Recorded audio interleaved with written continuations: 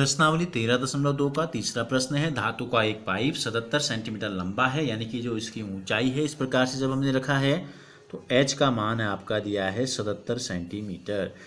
इसके अनुप्रस्थ काट का आंतरिक व्यास 4 सेंटीमीटर। देखो इस प्रकार से है, अगर हम देखें अंदर और बाहर की व्यासों में अंतर है, इसको जूम करके हमने देख लिया तो ये जो अंदर का व्यास है ये हमको दिया गया 4 सेंटीमीटर। ठीक है, तो छोटा डी ले लेते हैं, इसको अंदर का है तो छोटा डी ले लेते हैं, कितना दिया है 4 सेंटीमीटर। तो त्रिज्या कितनी हो जाएगी, इसको भी छोटा आर हम ले लेते हैं, ये हो जाएगी 4 का आधा 2 सेंटीमीटर। ठीक है, व्यास का आधा होती है हमेशा त्रिज्या। और बाहरी व्यास को हम क्या ले लेते हैं, कैपिटल डी ले लेते हैं, बड़ा डायमीटर 4.4 सेंटीमीटर है। तो बड़ी त्रिज्या क्या हो जाएगी, कैपिटल आर ले लेते हैं, इसका आधा करेंगे 2 दूनी 4, 2 दूनी 4, कितना हो जाएगा 2.2 सेंटीमीटर। ठीक हो गया। तो हमें क्या बताना है, आंतरिक वक्र पृष्ठीय क्षेत्रफल हमको बताना है। नंबर 1 में हमको बताना है आंतरिक मतलब अंदर का वक्र पृष्ठीय क्षेत्रफल। तो वक्र बेलन का वक्र पृष्ठीय क्षेत्रफल क्या होता है, 2πr/h होता है। r हमको अंदर का लेना है तो अंदर वाला छोटा r है, तो हम लिख देंगे 2πr/h।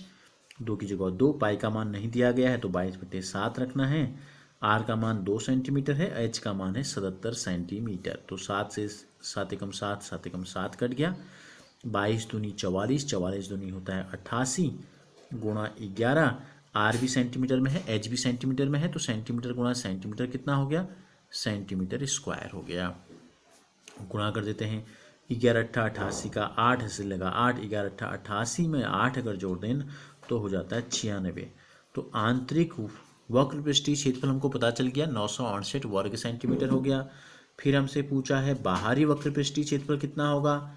तो बाहरी वक्र पृष्ठीय क्षेत्रफल के लिए हम क्या करेंगे, हम निकालेंगे 2πr/h निकालेंगे, लेकिन त्रिज्या जो हम रखेंगे वो हम रखेंगे बाहर वाली, बड़ी वाली, यानी कि बड़ी वाली की क्या है, कैपिटल आर है। तो ये हो गया 2 गुणा 22/7, बड़ा आर है 2.2 और h है 77 सेंटीमीटर। सेंटीमीटर गुणा सेंटीमीटर हो जाएगा वर्ग सेंटीमीटर।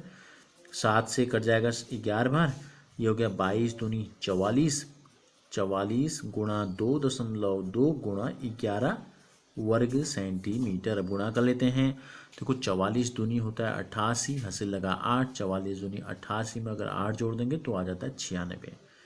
एक अंक के बाद दशमलव है तो ये हो गया हमारा। अब 11 से गुणा करना पड़ेगा, 11×8 88 का 8, हासिल लगा 8, 11×4 66 में अगर 8 जोड़ेंगे तो 74 आएगा, 74 का 4, हासिल लगा 7, 11×9 99 में अगर 7 जोड़ेंगे तो प्राप्त हो जाएगा 106। तो एक अंक बाद दशमलव लग जाएगा, तो ये कितना आ गया 1064.8 वर्ग सेंटीमीटर। फिर हमसे नंबर 3 में पूछा है कि कुल पृष्ठीय क्षेत्रफल कितना होगा। तो देखो कुल पृष्ठीय क्षेत्रफल में क्या क्या चीज़ें शामिल हो जाएंगी, अंदर का बाहर का कर्व तो हमने ले लिया, वक्र पृष्ठीय क्षेत्रफल हमने ले लिया, अंदर का वक्र पृष्ठीय क्षेत्रफल भी हमने ले लिया जो अंदर इस प्रकार से बना है। अब जो बच गया वो है एक तो ऊपर वाला ये वाला हिस्सा बच गया ये, और दूसरा नीचे का ये वाला हिस्सा बच गया। इन सब को अगर जोड़ दें, जो 2 हमने पहले निकाले हैं और 2 ये हमको निकालने पड़ेंगे, तो ये हो जाएगा इसका कुल पृष्ठीय क्षेत्रफल। अब इसको कैसे निकालते हैं, क्या है ये एक रिंग बोलते हैं इसको, छल्ला। ठीक है, देखो इसको फिर बड़ा बना मैं इस प्रकार से बना देता हूँ। इन दोनों की त्रिज्याएं हमको पता हैं, ये जो बड़ी त्रिज्या है r और जो छोटी त्रिज्या है ये r है। तो इस रिंग का क्षेत्रफल कैसे निकालते हैं, बड़े वृत्त का क्षेत्रफल में से छोटे वृत्त के क्षेत्रफल को घटा देते हैं। तो हम लिखेंगे जो पाइप है, पाइप के तल का क्षेत्रफल, पाइप के तल का क्षेत्रफल क्या हो जाएगा, देखो 2 वृत्त बन रहे हैं और ये जो है इतने एरिया को हमको बताना है। तो बड़े वृत्त के क्षेत्रफल में से छोटे वृत्त के क्षेत्रफल को अगर घटा देंगे तो हमारे पास बच जाएगा, ये वाला हिस्सा घटा दिया हमने, काट के फेंक दिया तो केवल ये बच गया। तो इसको कैसे हल करते हैं, देखो पाई दोनों में है तो कॉमन ले लेते हैं, ये हो जाता है r² - r²। एक सर्वसम्मिका आपने कक्षा 9 में पढ़ी है, पहली संख्या का वर्ग ऋण दूसरी संख्या का वर्ग क्या हो जाता है पाई, एक कोष्टक में दोनों को जोड़ते हैं और एक कोष्टक में दोनों को घटा देते हैं। अब मान रख देते हैं, पाई का मान 22/7, ठीक है। बड़ा आर है 2.2, छोटा आर है 2, यानी कि 2 को हम 2.0 भी लिख सकते हैं। फिर 2.2 में से 2.0 घटा देंगे तो हमको प्राप्त होगा 22/7। 2 में 2 जोड़ेंगे तो ये हो जाएगा 4.2, और 2.2 में से 2.0 घटा देंगे तो ये आ जाएगा 0.2।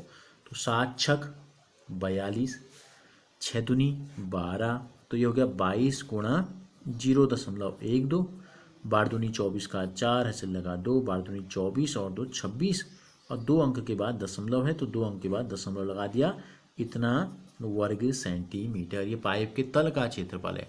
इसी प्रकार कोई अंतर नहीं है, दोनों में समान है बिल्कुल। तो इसी प्रकार पाइप के शीर्ष को हमने खड़ा किया तो इसलिए हमने तल और शीर्ष हम कह रहे हैं, ठीक है। शीर्ष का क्षेत्रफल कितना हो जाएगा, वो भी इतना ही हो जाएगा 2.64 वर्ग सेंटीमीटर। अब हमको बताना है पाइप का कुल पृष्ठीय क्षेत्रफल कितना होगा।